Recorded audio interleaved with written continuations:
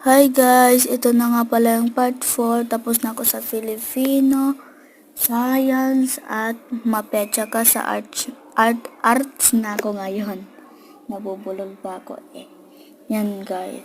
Diba? Mabilis talaga yan. Hindi ako makabalikas ng R guys.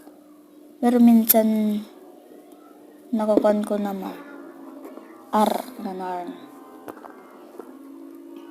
Hindi masyado mahirap yan guys. Kung lang yan. Medyo mahirap, medyo basic ganarn. Kasi, favorite ko ang arts kasi magaling ako mag-drawing ng mga bagay lang. Mga tao, pangit minsan. So, yun guys. Part 5 na lang guys. Bye-bye. Thank you sa panonood. Part 5.